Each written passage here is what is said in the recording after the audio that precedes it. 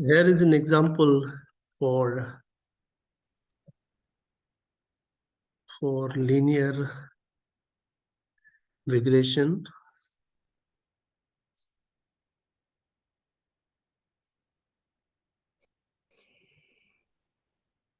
So it says Arms Pizza Parlors is a chain of Italian food restaurants located in a 5-state area. तो ये Arms Pizza Parlors, ये ऐसे समझे, it's a kind of company, it's a kind of organization, or it's a kind of company या brand है जो आपका जिनके डिफरेंट जो है वो स्टोर्स हैं या डिफरेंट जो है इनके रेस्टोरेंट्स हैं। ये पूरे ये ब्रांड है, ऐसे समझे, रेस्टोरेंट्स का, उनके डिफरेंट फिर रेस्टोरेंट्स हैं। फिर कहता है कि arms most successful locations are near college campuses. तो वो कहता है कि कॉलेज के जो करीब, कॉलेजेस के करीब करीब जो इनके जो यू नो रेस्टोरेंट्स होंगे कॉलेजेस कैंपसेस के करीब, वो ज्यादा सक्सेसफुल है। The managers believe that quarterly sales for these restaurants are, यानी Y sales are related positively to the size of the students, यानी ये साइज ऑफ स्टूडेंट्स के साथ, यानी पॉपुलेशन ऑफ द स्टूडेंट्स के साथ पॉजिटिवली रिलेटेड है।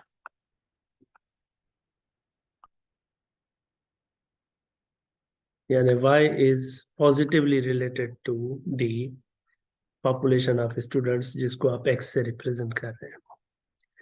That is, the restaurants near campuses with a large student population tend to generate more sales than those located near campuses with a small student population। वो campuses जहां पर ज्यादा students हैं वहां पर सेल्स ज्यादा है, और जहाँ कैंपस के अंदर स्टूडेंट कम है वहां पर जो इनका रेस्टोरेंट है वहां पर सेल्स भी कम है।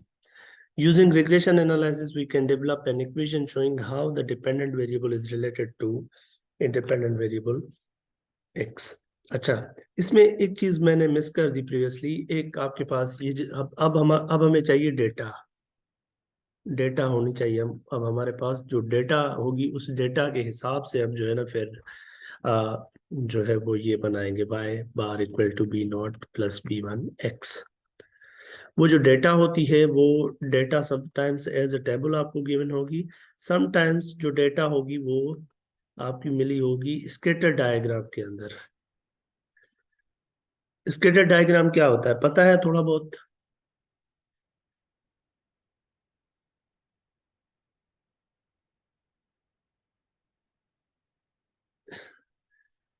ओके, बाद में मैं आपको बताता हूँ, ठीक है।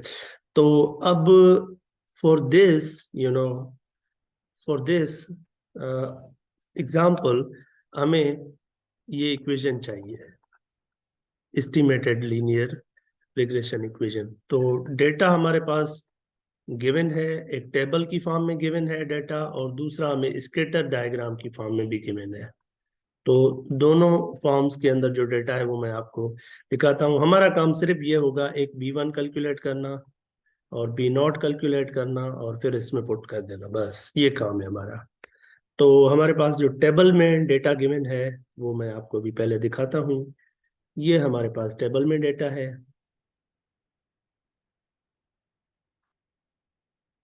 This is data and table. Okay, so ये कहता है student population and quarterly sales data for 10 Armand's pizza parlours. 1 2 3 4 5 6 7 8 9 10, 10 आपने रेस्टोरेंट्स का डेटा लिया है। ये जो पॉपुलेशन है ये थाउजेंड्स में है। तो एक कैंपस है जो आपने लिया है, वहां पर 2000 बच्चे हैं। उस जगह पर जो सेल्स हैं वो 58, ये भी थाउजेंड्स में है, $58,000 है। जहाँ 6000 है वहाँ आप कह सकते हैं कि it's going to be 105,000 US dollars. और फिर इस तरीके से यहाँ पर जब 8000 पॉपुलेशन है तो वहाँ पर 88 है आपके पास। फिर एक जगह पर 8 है लेकिन वहाँ पर 118 है $1000। और यहाँ पर 12,000 स्टूडेंट्स हैं तो वहाँ पर 117 $1,000। फिर 20 है तो वहाँ पर 137, 16 पर 137, फिर 20 पर 157। ये भी थाउजेंड्स के अंदर है पॉपुलेशन, और ये आपका सेल्स में, सेल्स जो है ये भी आपके थाउजेंड्स के अंदर है। इसी को अगर स्कैटर डायग्राम के अंदर आपको दिखाऊं मैं ये डेटा, तो it's shown like this. Scatter diagram के अंदर डेटा का एक फायदा होता है कि आपको पता चलता है कि आपकी जो डेटा है, especially when you are doing regression and especially when you are doing linear regression, तो ये जो स्कैटर डायग्राम है it helps you to see कि आपका जो डेटा है वो पॉजिटिवली रिलेटेड है एक दूसरे के साथ, वेरिएबल्स पॉजिटिवली रिलेटेड है या नेगेटिवली। तो अगर आप देखें तो ये द ट्रेंड जो है डेटा का वो इस तरह से समहाउ, तो इट्स लाइक पॉजिटिव रिलेटेड आप अगर चेक करें तो, यानी 2000 आपके पास जब स्टूडेंट है वहां पर आपके पास ये 60,000 से थोड़ा नीचे 58 है, लाइक इट्स 58,000 US डॉलर्स आपके पास जो रेवेन्यू है वो सेल्स है आपके पास। फिर उसके बाद आपके पास जहां पर आपके पास 6,000 की पॉपुलेशन है, तो ये पॉइंट पड़ा हुआ है जो कि आपके पास ऊपर जो 6 के साथ 105 है, तो ये पॉइंट आपका 6 and 105 वाला है। तो ये पॉइंट्स जो ऊपर है ना एक्स वाई के, 2 के साथ आपके पास 58, फिर 6 के साथ 105, फिर उसके बाद 8 के साथ 88, फिर 8 के साथ एक और भी पॉइंट था जो कि था 1187 आई गेस। और दूसरा एक और पॉइंट है आपके पास 8 के बाद, फिर आपके पास 12 पर पॉइंट आ रहा था, 8 के बाद 12 पर 117 है। तो ये आपके जो है ना ये 118 था। और फिर 12 के बाद फिर आपके पास 16 पर था, 16 पर आपके पास जो वैल्यू थी वो थी 137,000 US डॉलर्स। तो ये आपने डेटा पॉइंट्स यहाँ प्लॉट किए हैं, तो ये स्कैटर डायग्राम है। तो डेटा आपको गिवन है, टेबल की फॉर्म में भी गिवन है, स्कैटर डायग्राम की फॉर्म में भी गिवन है। आपका काम ये है, सिंपल आपने कैलकुलेट करना है B1 और फिर B0 and then you are done. So B1 का फार्मूला आपको याद होना चाहिए, वो फार्मूला ऊपर मैंने आपको लिखकर दिखाया था, that was this year. So it's basically this formula, xi minus x bar, yi minus y bar divide by summation xi minus x bar whole squared. या दिस इज द फार्मूला। और फिर B0 आपका simple इसके बराबर है, B0 is equal to y bar minus B1 x बार। तो अब सबसे पहले हम B1 को फाइंड करते हैं, लेकिन B1 फाइंड करने से पहले हमें x बार और y बार फाइंड करना होगा। तो x बार और y बार फाइंड करना है हमने सबसे पहले स्टेप 1 के अंदर, ऐसे समझे। स्टेप 1 के अंदर आपके पास डेटा है और डेटा से आप जो है ये फाइंड करेंगे x बार और y बार। तो ये x बार और y बार डेटा से आ जाएगा। सिंपल क्या करेंगे, x बार और y बार फाइंड करने के लिए आप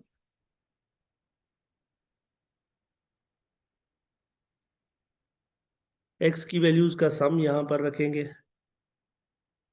ये टोटल सम, और यहाँ पर ये y की वैल्यूज का सम, ये आपका x बार हो जाएगा। करें सम, तो अगर आप इसका सम करेंगे तो आपके पास ये जो x बार की वैल्यू है ये आपको मिल जाएगी 14। देखिए सम करके फिर डिवाइड भी करना है नंबर ऑफ वैल्यूज से, कितनी वैल्यूज हैं 10। सम सम आपके पास है 140, अगर आप फाइंड करें इसको आप, टोटल वैल्यूज आपके पास 10 है तो इससे डिवाइड करेंगे तो ये 14 आ जाएगा। फिर y बार यहाँ पर आपके पास इन सारे वैल्यूज का सम करेंगे, तो इन सब वैल्यूज का सम जो है वो 1300 के बराबर आ रहा है। और फिर इसको 10 से डिवाइड करें तो 130 आ जाएगा। तो x बार 14 है, y बार 30 है, 130 है। x बार इज 14 और y बार इज 130। अब आपने b1 कैलकुलेट करना है using this formula, xi minus x bar yi minus y bar divide by summation xi minus x bar whole squared. तो ये फार्मूला आपने यूज करना है, ऊपर वाला जो हमने लिखा है। तो अब हम क्या करते हैं, हम इस फार्मूला को अवॉइड कर सकते हैं और ये कंप्यूटेशन सारी टेबल के अंदर कर सकते हैं। टेबल के अंदर कैसे करेंगे, let me show you the way we did previously.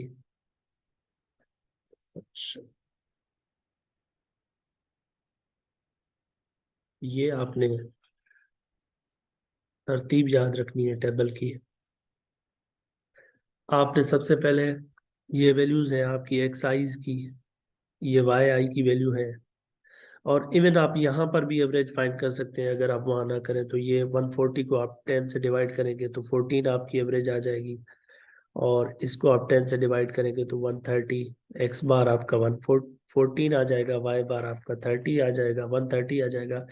तो फिर आपको ये चीजें कैलकुलेट करनी है ऊपर ये फार्मूला के अंदर जो है, एक्स आई में से एक्स बार माइनस वाई आई में से वाई बार माइनस करना है। और फिर ये नीचे वाली तीसरी ये क्वांटिटी। तो पहले हम फाइंड करते हैं एक्स आई में से एक्स बार को माइनस करना। ये एक्स आई है उसमें से एक्स बार माइनस करना, यानी इन सारों में से ये जो भी एक्स आई की वैल्यूज है इन सारों में से आपको माइनस करना है ये 14।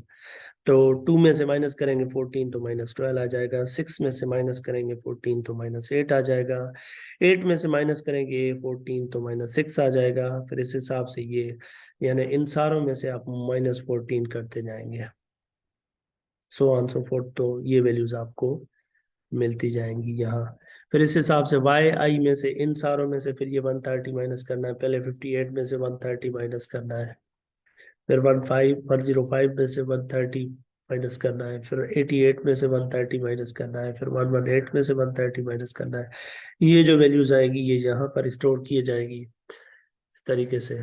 फिर आपने क्या करना है, इन दोनों को आपस में करना है मल्टीप्लाई, दीज टू, यानी इसको इससे मल्टीप्लाई करना है, इस 8 को इससे मल्टीप्लाई करना है, -6 को इससे मल्टीप्लाई करना है, ये रिजल्ट आ जाएगा। ये मल्टीप्लाई करते जाएंगे ये रिजल्ट आपको मिल जाएंगे। फिर आप क्या करेंगे, इनका सम फाइंड करेंगे, ये सम हो जाएगा। और फिर एक और काम करना है, यानी आपने अब क्या कैलकुलेट कर लिया, अगर फार्मूला को देखें तो अब आपने ये चीज कैलकुलेट कर ली। फिर नीचे वाले स्क्वायर्स का सम, तो उसके लिए आप एक्स आई माइनस एक्स बार, ये जो आपने कॉलम कैलकुलेट किया हुआ है ये इन सारों का स्क्वायर कर देंगे, यहाँ पर स्क्वायर करके ऐड कर देंगे, तो ये आपको डिनोमिनेटर भी मिल जाएगा। फिर आपने क्या करना है, ये लास्ट के जो दो कॉलम है ना, इसमें से ये सेकंड लास्ट कॉलम को इससे करना है डिवाइड, यानी 28। तो आपकी सिंपल अब B1 जो वैल्यू होगी वो बराबर होगी summation x i minus x bar times y i minus y bar divide by summation x i minus x bar squared. अब ये वाली चीज भी आपने कैलकुलेट कर ली है, जो कि बराबर है 2840। नीचे ये भी आपने कैलकुलेट कर ली है, जो कि आ रही है 5868। तो ये जब आप डिवाइड करेंगे तो यू विल गेट 5। तो इसका मतलब आप आपकी जो B1 की वैल्यू है वो बराबर है 5 के। B1 is equal to 5। अब आपको चाहिए B0। B0 बराबर होता है वाई बार माइनस B1 एक्स बार। तो हमारा जो वाई बार है वो 130 के बराबर है, माइनस B1 जो है आपका 5 के बराबर है, एक्स बार आपका 14 के बराबर है, यानी 130 minus 514 the 70, so you get 60 basically. तो इसका मतलब आपका जो B0 है वो बराबर आ जाएगा 60 के। तो अब आपका B0 भी है और B1 भी है। B0 is equal to 60 and B1 is equal to 5। तो आपकी जो एस्टिमेटेड रिग्रेशन इक्वेशन बनेगी, hence our estimated regression equation जो बनेगी is y bar equal to b naught plus b1 x, यानी बी नॉट की जगह वैल्यू आएगी आपकी 60, b1 की जगह वैल्यू आएगी 5, ये y बार। तो b1 पॉजिटिव है तो इसका मतलब ये पॉजिटिवली रिलेटेड है हमेशा, क्योंकि ये स्लोप होता है आपका। तो ये आपकी रिक्वायर्ड इक्वेशन है। अब अगर इसको मैं आपको दिखाऊं स्केटर के साथ, तो what have we done, basically we have done this.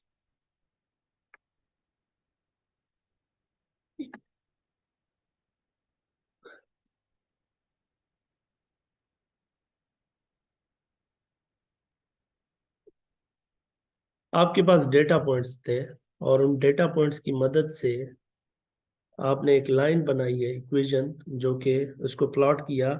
तो ये लाइन जो ब्लू है ना, ये इस इक्वेशन की लाइन है, और ये जो डॉट्स हैं ये डेटा पड़े हुए हैं। तो अभी भी आप एक चीज को अगर नोट करें तो एक चीज यहाँ पर फिर भी आप रियलाइज कर सकते हैं कि ये क्लोज क्लोज अप्रोक्सीमेट कर रही है, लेकिन इट्स नॉट एक्यूरेट। आप फॉर एग्जांपल, अब x की वैल्यू जब आपके पास 2 है, तो आपकी y की वैल्यू यहाँ पर जो है ये how much is that value, 58 थी, हाँ। लेकिन अब अगर इसमें 2 पुट करें तो व्हाट इज द वैल्यू?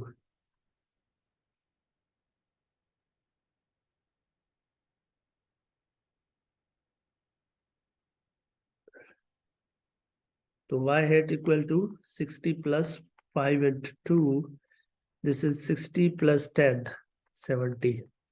आप देख सकते हैं कि एक्यूरेटली नहीं प्रिडिक्ट कर रहा, लेकिन इट्स लाइक क्लोज प्रिडिक्ट कर रहा है।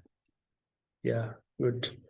और अगर कोई और पॉइंट, अगर 14 वाला पॉइंट देखें, तो ये जो पॉइंट इस लाइन के क्लोज है ना, तो ये इनकी जो प्रिडिक्शन होगी वो अच्छी प्रिडिक्शन होगी, और जो क्लोज नहीं है तो उनकी जो प्रिडिक्शन होगी that won't be accurate prediction. तो still we have got an error. तो एरर तो हमारे पास रहेगा, लेकिन ये इट्स लाइक क्या आप कहेंगे कि इट्स लीनियरली अप्रोक्सीमेशन, लेकिन इट्स नॉट 100% कि आपके पास ये अप्रोक्सीमेशन रहेगी। तो अब इसकी इंटरप्रिटेशन क्या है, ये जो इक्वेशन है इसका मतलब है कि एक्स आपके पास जो है वो थे पॉपुलेशन ऑफ स्टूडेंट्स,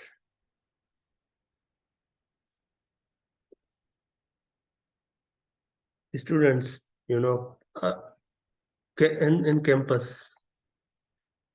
मुख्तलिफ कैंपसेस के अंदर ये मुख्तलिफ पॉपुलेशन है। किसी कैंपस के अंदर ये पॉपुलेशन 2000 है, किसी कैंपस के अंदर ये नीचे ये 6000 है, किसी के अंदर ये 8000 है। सॉरी, कहाँ पर ये लाइक ये जो डाटा है उसके हिसाब से आप देख सकते हैं कि कैंपसेस के अंदर ये पॉपुलेशन चेंज हो रही है। कहाँ पर 58 है, सॉरी 2 है, 6000 है, 8000 है, वो 12000 है, 16000 है, 20000 है, 20000 है, 22, 26। इस तरह से ये पॉपुलेशन जो है सारे कॉलेजेस की है। और फिर सामने आपको उनके वहां पर जो कैंपस है आम पिज्जा वालों के, उनके जो है वो आपके पास sales in the thousands of dollars मिल रही है। सवाल ये पूछा जा सकता है, फॉर एग्जांपल एक सवाल है कि अगर अब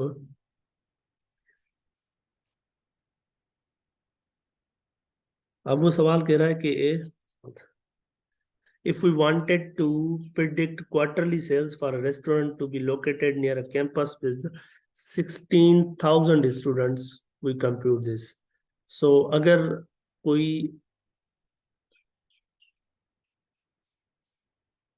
अगर कोई कैंपस है एक कॉलेज के साथ, और उस कॉलेज की जो स्टूडेंट्स की साइज है वो 16,000 है, यानी 16,000 स्टूडेंट है वहां पर, साइज है ये पॉपुलेशन की। तो यहाँ पर सेल्स क्या होंगे, तो y equal to b naught 60 plus 5x था। तो x की वैल्यू आप पुट करेंगे, कितनी पुट करेंगे, 16 पुट करेंगे, क्योंकि मॉडल की जो सेटिंग है वो उसके अंदर x जो है वो थाउजेंड के ऊपर बाय डिफॉल्ट है। तो ये आपके पास मिल जाएगी 140K, यानी 1,40,000 की सेल्स आप एक्सपेक्ट कर सकते हैं अगर आपके पास 16,000 स्टूडेंट्स हैं। It can be better approximation और it can be vast approximation, फिर इसके ऊपर हम देखेंगे आगे चल करके क्या कितना सिग्निफिकेंट है हमारे पास ये जो एस्टिमेशन है। या इसको देखते हुए आप प्रिडिक्शन भी कर सकते हैं। प्रिडिक्शन किस तरह से कर सकते हैं? फॉर एग्जांपल एक कॉलेज है जहाँ पर आपका जो है ना वो रेस्टोरेंट नहीं लगा हुआ, और उस कॉलेज की पॉपुलेशन को आपको पता है। एक कॉलेज है जिसकी पॉपुलेशन है लेट से 10,500 स्टूडेंट्स। तो अब आप चेक करना चाह रहे हैं कि अगर यहाँ पर मैं एक रेस्टोरेंट लगाऊं आर्म्स पिज्जा वालों की तरफ से, अगर वो लगाते हैं तो सेल्स क्या होंगी, एक्सपेक्टेड सेल्स क्या होंगे यानी। तो आप इसको पुट कर सकते हैं इसके अंदर और चेक कर सकते हैं।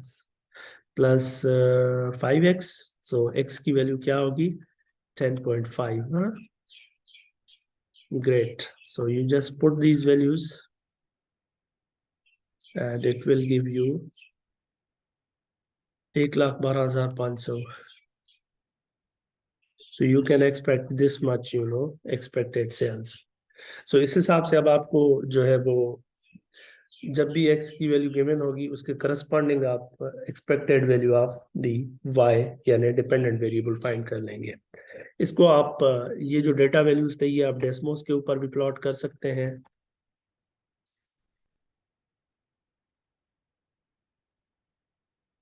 ये जैसे इक्वेशन है आपकी y इक्वल टू, यहाँ पर y हैट लिखने की जरूरत नहीं है लेकिन अंडरस्टैंड करना ये y हैट ये 60 + 5x। तो अब यहाँ पर फॉर श्योर आपका x जो है वो ग्रेटर देन इक्वल टू 0 होगा क्योंकि पॉपुलेशन आपकी कभी भी नेगेटिव नहीं होती। तो ये आपकी जो लाइन फिट होगी वो ये होगी आपके पास, ये रेड इसमें नजर आ रही है आपको। तो इसको आप लाइन को प्लॉट कर सकते हैं डेस्मोस पर भी, इवन आपके जो डेटा पॉइंट्स हैं उनको भी आप प्लॉट कर सकते हैं। तो आप उसके हिसाब से जो है फिर फर्दर जो एनालाइज कर सकते हैं। तो टेक अवे मैसेज जो आज के इस डिस्कशन का था, टेक अवे वो ये था कि आपके पास डेटा पॉइंट्स गिवन होंगे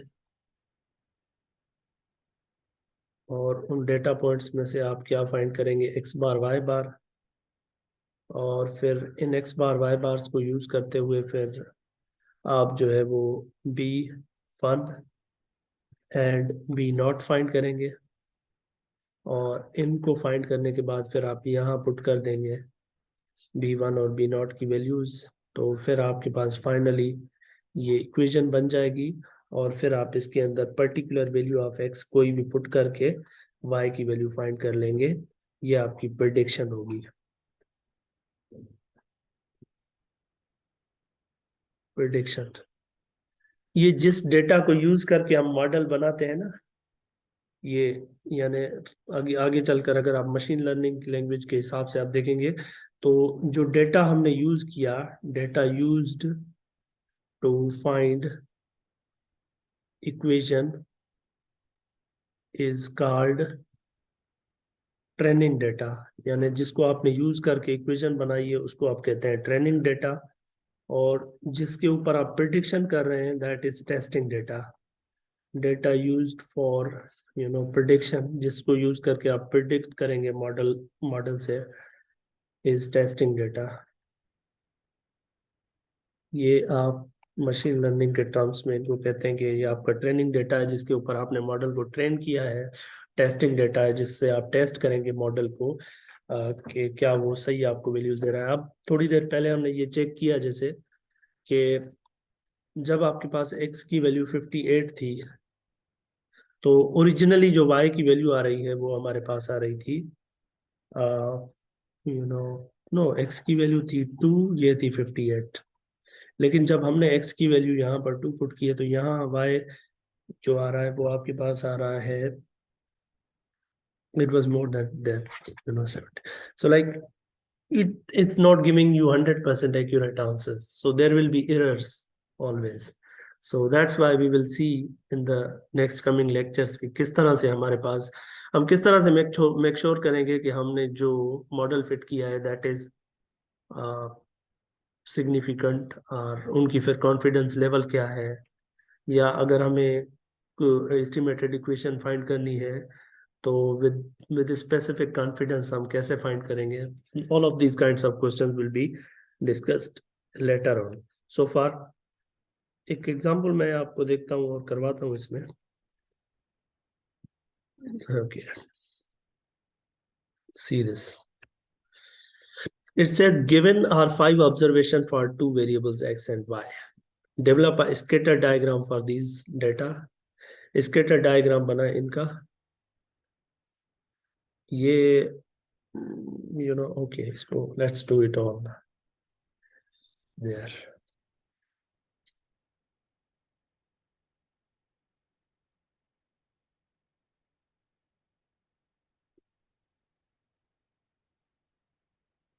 ये आपको वेरिएबल्स गिवन है 1 with 3, 2 with 7, 1 with 3, 2 with 7, 3 with 5, 4 with 11, 5 with 14. सो ये डेटा पॉइंट्स हैं, इनको हम प्लॉट कर सकते हैं, डेस्मोस के अंदर भी कर सकते हैं प्लॉट. फॉर एग्जांपल पहला पॉइंट है आपके पास 1 3.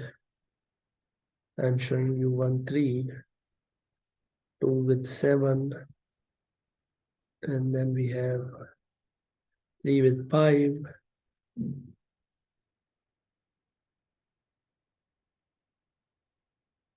then we have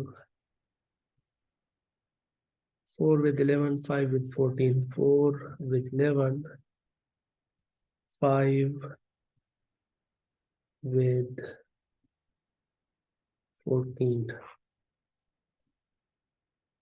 तो ये अभी मैं आपको शो करता हूँ. This is air. सो ये आपने डेटा पॉइंट्स को प्लॉट किया इस तरह से, ये आपके पास स्केटर बनेगा. आप देख सकते हैं क्या ट्रेंड है, क्या एक्सपेक्ट कर सकते हैं, ये पॉजिटिवली रिलेटेड है या नेगेटिवली रिलेटेड है. यानी एक्स की वैल्यूज को बढ़ाने से वाई की वैल्यूज क्या बढ़ रही हैं, कम हो रही हैं. So this is your part है, यानी आपने स्केटर के थ्रू इसको बना लिया.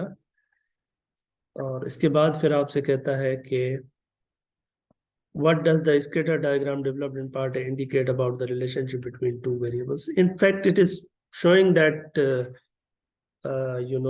there is positive relation between x and y. So there is positive relationship between x and y hat.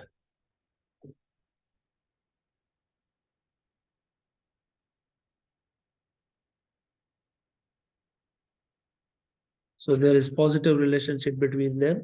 और उसके बाद B part ये हो गया, और C part में कहता है try to approximate the relationship between x and y by drawing a straight line through the data.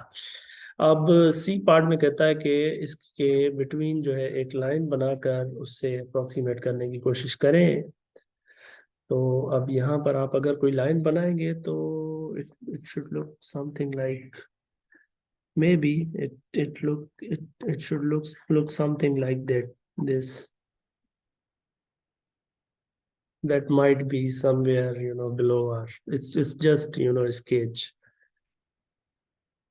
So okay, develop the estimated regression equation by computing the values of b naught and b1. So b naught b1 की values को के लिए आपको वही करना है जिस तरह से आप करते हैं. आप क्या करेंगे, पहले ये आप xi yi वैल्यूज रखेंगे.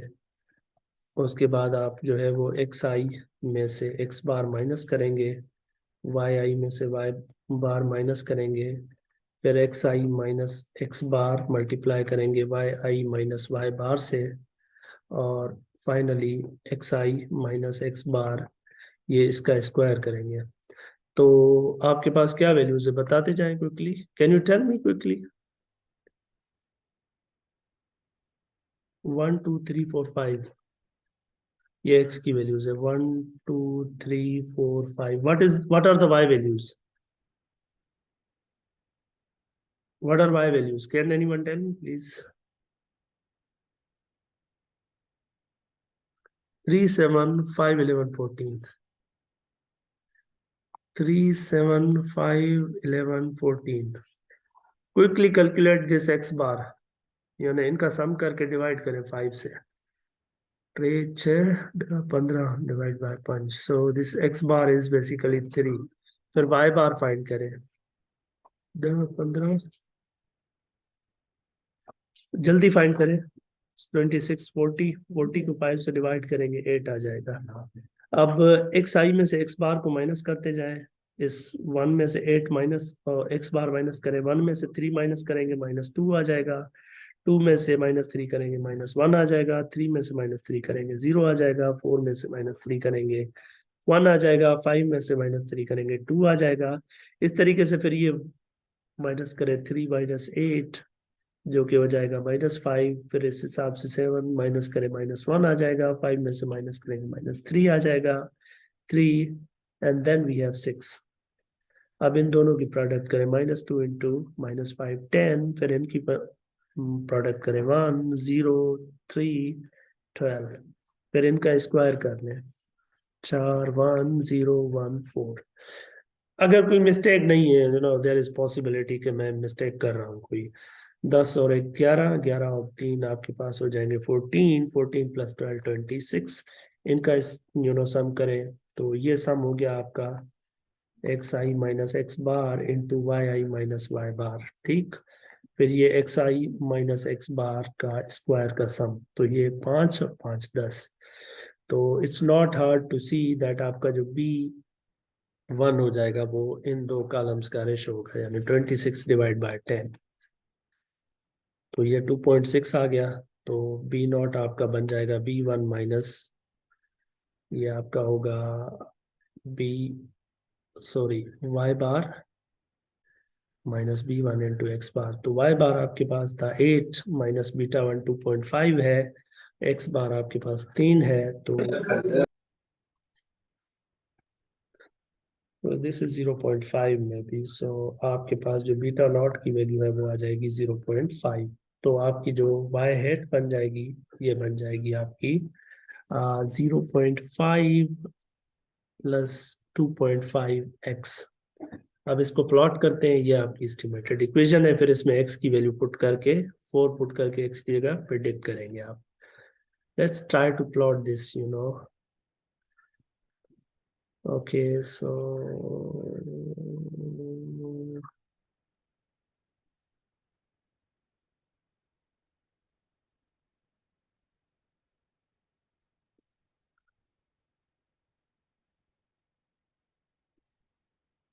ये इक्वेशन यहाँ प्लॉट करना है। y equal to 0.5 plus 2.5x, ये आपकी